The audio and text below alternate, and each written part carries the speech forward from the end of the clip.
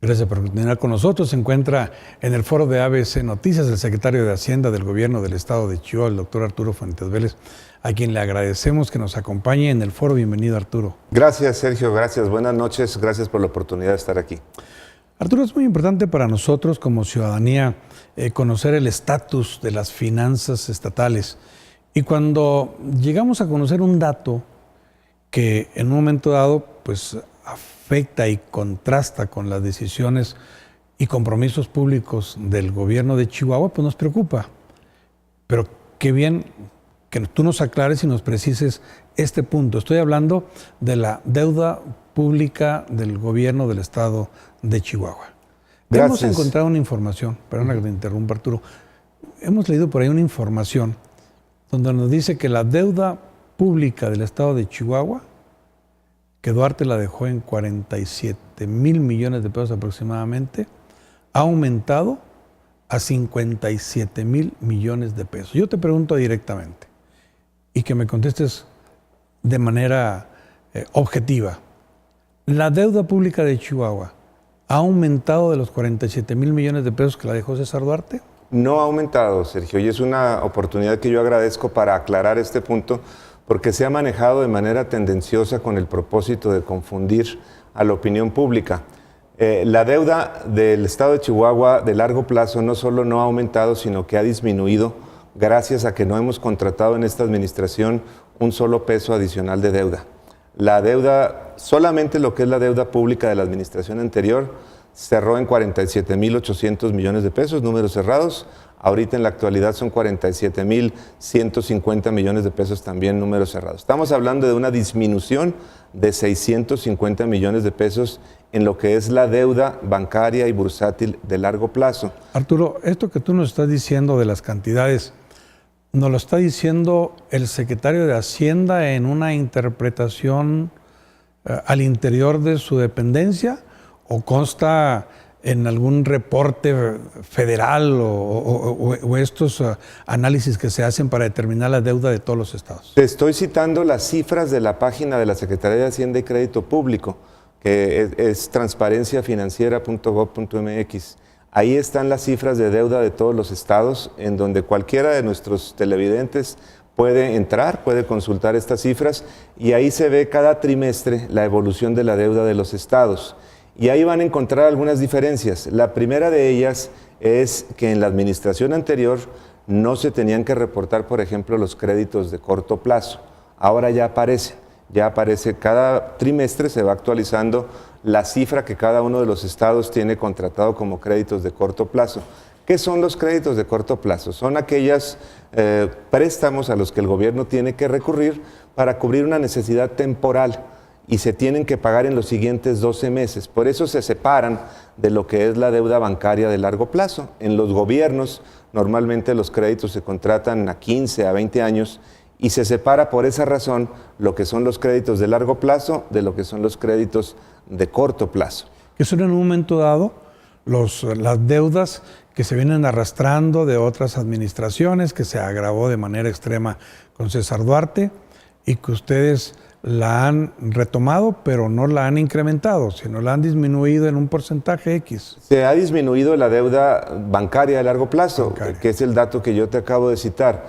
El dato que es importante también reconocer es lo que había de deudas con proveedores, con organismos en la administración anterior, y lo hemos comentado antes, Sergio. En el mes de abril de 2016 prácticamente se suspendió los pagos de cualquier obligación del gobierno anterior. Se le dejó de pagar a FECHAC, a FICOSEC, a la Cruz Roja, se dejaron de pagar proveedores, de forma tal que cuando nosotros llegamos, si hubiéramos puesto a los proveedores a los que el gobierno les debía, le hubieran dado 3 vueltas al Palacio de Gobierno. Mira, no había una estación de gasolina que le pusiera gasolina a las patrullas del gobierno del estado si no se le pagaba en efectivo y en ese momento. No había un taller mecánico que nos recibiera un vehículo a servicio del gobierno del estado si no se le pagaba en efectivo y por adelantado. Tal reputación de mala paga tenía el gobierno que nosotros tuvimos que, en una actitud muy responsable, revisar todas esas deudas que se tenían y pusimos 3 condiciones: dijimos, a ver, vamos a revisar si esa factura que me están presentando es resultado de un proceso apegado a derecho, si es una contratación válida, lícita. Si, en número 2, si el precio que viene en la factura es un precio justo o de mercado. Y número 3, si los bienes o servicios efectivamente se le entregaron al gobierno. Si esas 3 condiciones se cumplían, lo pasábamos a la fila de estos los voy a pagar eventualmente. Y esos los voy a pagar eventualmente suman ahorita ya más de 3,000 millones de pesos que esta administración ha tenido que pagar de bienes y servicios que efectivamente se le entregaron al gobierno del Estado, pero que si la administración anterior hubiera sido responsable y hubiera pagado esos compromisos que ellos asumieron, nosotros hubiéramos tenido 3,000 millones de pesos más para inversión pública. Arturo, entonces, ¿de dónde se llega a concluir de una manera u otra que el Estado de Chihuahua tiene una deuda pública de 57,000 millones de pesos? Pues mira, Sergio, es una manera tramposa de ver la información financiera del gobierno del Estado. Es información que nosotros publicamos porque la Ley de Disciplina Financiera nos obliga ahora a registrar en estos informes todos los compromisos de pago que el gobierno tiene. Algunos vienen de préstamos, como son los préstamos de largo plazo o incluso los de corto plazo, y otros son simplemente compromisos que tú tienes que reconocer. Te doy algunos ejemplos de lo que aparece en ese informe. Nosotros cuando cerramos el año, cuando bajamos la cortina, por así decirlo, en el mes de diciembre, el día 31 de diciembre, ya sabemos que 3 o 4 días después tenemos que entregarle participaciones a los municipios. Se registra eso como un compromiso de pago que tienes que hacer.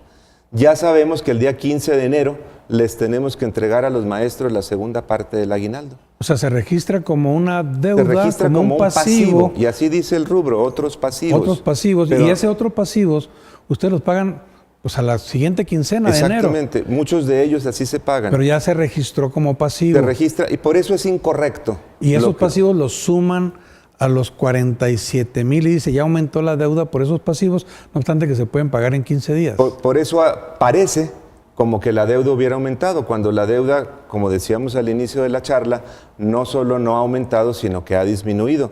Esos otros compromisos son compromisos que el gobierno va a ir cubriendo, que ya tiene seguramente también los ingresos. Las participaciones a nosotros nos llegan hacia finales del mes. O sea, ya tenemos el ingreso por un lado, ya lo tenemos en la bolsa, pero por otro lado sabemos que tenemos la obligación de entregarlo a los municipios, de entregárselo a los maestros, y por eso está registrado como un pasivo, sin que sea deuda pública.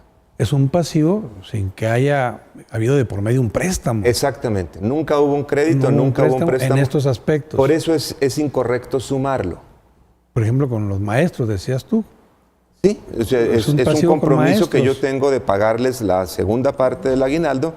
Aparece registrado en esa cuenta de otros pasivos, pero no vino de un crédito, no vino de un préstamo. No es deuda pública, y eso es lo que no se quiere entender o se trata de ignorar para simular un incremento de la deuda que no existe. Ahora, sí ha habido algunos tipos de préstamos que no se adhieren a la deuda pública porque no pasan del sexenio ni de año hasta un año, ¿no? Los que son préstamos a corto plazo. Los créditos de corto plazo a los que se recurre de manera regular en todos los gobiernos son para aliviar una necesidad de flujo de un momento, ¿verdad? Es como cuando tú tienes un compromiso y tienes que hacerle frente a ese compromiso, el gobierno tiene la posibilidad, está en la Ley de Deuda Pública del Estado, está en la Ley de Disciplina Financiera, de recurrir a un préstamo, a un crédito de corto plazo. Lo hemos hecho en todos los casos y esa es otra diferencia importante. Lo hemos hecho mediante un proceso competitivo. Y un proceso competitivo que es como si fuera un concurso, una licitación, en donde yo le digo a los bancos, yo necesito esta cantidad, los invito a participar, llegan todos a la misma hora, en el mismo día, a la sala de juntas, se abren las ofertas de cada uno de los bancos delante de todos, cada uno sabe lo que cotizó el competidor y de ahí salen sabiendo quién se lleva ese crédito de corto plazo que se va a pagar en los siguientes 12 meses. Por eso la Secretaría de Hacienda hace la separación entre lo que es la deuda de largo plazo contra lo que es la deuda de corto plazo que se va a pagar en 12 meses y que nosotros además tendremos la obligación antes de terminar, 3 meses antes de terminar, esa cuenta de créditos de corto plazo debe estar en cero. Esa es otra de las bondades de la Ley de Disciplina Financiera que ojalá hubiéramos tenido nosotros. En ese sentido, hay el compromiso del gobierno del estado de Chihuahua, de la administración de Javier Corral, de cuando termine su administración, la deuda pública no supere los 47,000 millones de pesos, sino todo lo contrario, que disminuye en X porcentaje. Así es, así lo ha expresado el gobernador, y lo que tenemos ahora que hacer es precisamente esa planeación financiera de esta segunda mitad de la administración para que nos permita llegar en condiciones precisamente de liquidar no solo los créditos de corto plazo, sino lo que es la parte importante de la deuda del Estado, que es el proceso de reestructura que ya iniciamos, que ya tuvimos la oportunidad de colocar, por así decirlo, una parte importante de esos 47,000 millones, que es la deuda, 28,000 millones, que es la deuda bancaria. Ya tuvimos este proceso competitivo en donde los bancos llegaron, nos hicieron sus ofertas y tuvimos muy buenos resultados. Los créditos en el gobierno se miden en función de la sobretasa, que son los puntos adicionales que te cobran a la tasa de interés. Para no complicarnos mucho con decimales, vamos a decir que la tasa estuviera ahorita en 8%, la tasa de referencia, y si yo pago 1.20 o 1.50 arriba, pues estoy pagando 9.50 de interés, ¿verdad? Bueno, claro. Esa sobretasa, esos puntos adicionales, logramos bajarlos en este último refinanciamiento de 1.26 a 0.56, prácticamente la mitad. Esta es una muy buena noticia para el estado de Chihuahua, claro, en donde estamos solamente esperando el resultado de la controversia, la acción de inconstitucionalidad, perdón, que se presentó por 11 diputados locales, que es un tema que está en la Suprema Corte de Justicia de la Nación y que esperamos que en unos días más podamos tener buenas noticias también en eso. Entonces, en cierta manera, se puede malinterpretar o hay una confusión cuando en la actualidad la Secretaría de Hacienda en su portal incluye no solamente lo que es la deuda pública, sino los pasivos y préstamos a corto plazo, lo que no hacía años atrás. No se hacía porque no existía la ley y ahora existe la obligación nuestra de reportar. En la página de la Secretaría de Hacienda, qué bueno que regresamos a este tema, no aparece este registro de los otros pasivos, precisamente porque no es deuda pública. Claro. Si tú entras en este momento y ves el último reporte disponible, que es el del 31 de marzo, vas a ver la deuda del Estado y vas a ver qué parte es con créditos bancarios, qué parte está respaldada con las cuotas de peaje, qué parte es créditos de corto plazo. No vas a ver este otro concepto de otros pasivos que en esta información que se ha manejado el día de hoy y de ayer, tramposamente se le ha sumado a lo que sí es deuda pública. Ahora, Arturo, si esta misma reglamentación que ahorita se encuentra ya dentro de las disposiciones financieras de la Secretaría de Hacienda en Transparencia Pública, se hubieran aplicado en la administración de César Duarte, ¿cuál sería la deuda pública y pasivo y todo lo que dejó Duarte? Bueno, hubiéramos visto una cifra cercana a los 60,000 millones de pesos, porque ahí estaban metidos no solo todos los adeudos con organismos, los que referíamos ahorita, lo que se le debía a otros poderes, había adeudos con el Congreso, con el Poder Judicial, había adeudos evidentemente con proveedores legales e ilegales, ¿verdad? Porque ahí hubo de todo.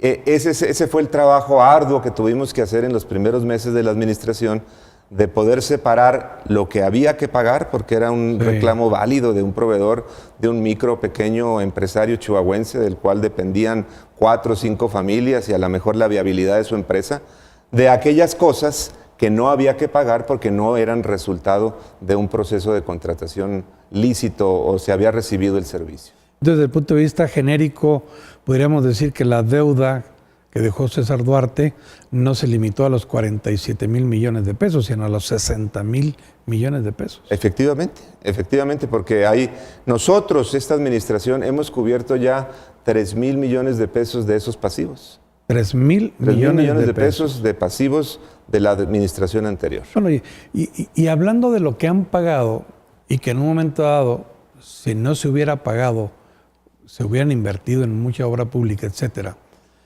¿qué otros conceptos se han derivado de los compromisos? Por ejemplo, ¿cuánto se ha pagado de intereses, de deuda pública?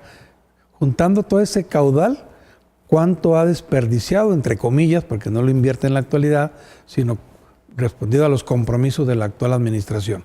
3,000 de proveedores y cuánto de intereses y todo eso. Cuando sumamos todo lo que se llama el servicio de la deuda, estamos hablando de cerca de 15,000 millones de pesos. 15,000 millones de pesos que si las finanzas se hubieran manejado de manera más responsable en la administración anterior, hubiéramos tenido ahora parte, cuando menos, de ese recurso para invertirlo en carreteras, para invertirlo en medicinas, para invertirlo en escuelas. Y no solo no lo hemos tenido, sino que lo hemos tenido que destinar al pago de créditos contratados muchas veces en condiciones muy desfavorables para el Estado, con tasas de interés muy alto, porque es lógico que cuando tú tienes una necesidad inmediata de dinero, pues vas y lo adquieres al precio que sea, ¿verdad? Entonces no nomás serían parte de esos 15,000 millones de pesos, sino lo que le quedó debiendo a tantos proveedores.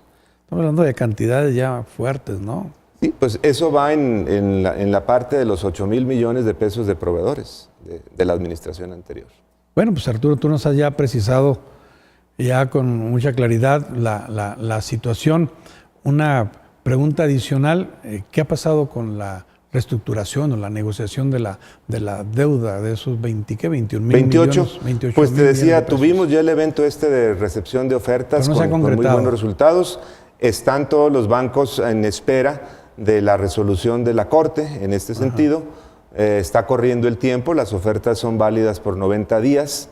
Estamos ya en pláticas con Banobras, que es el banco que tiene un instrumento que se llaman bonos cupón cero. Ese sería el segundo tramo de los 3 que va a tener este proceso. Y el tercero es precisamente la renegociación de los bonos carreteros.